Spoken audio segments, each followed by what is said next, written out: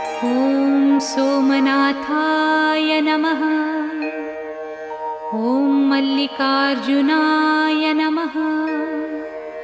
ॐ महाकालेश्वराय नमः।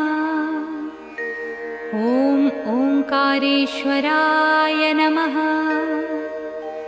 ॐ वैद्यनाथाय नमः।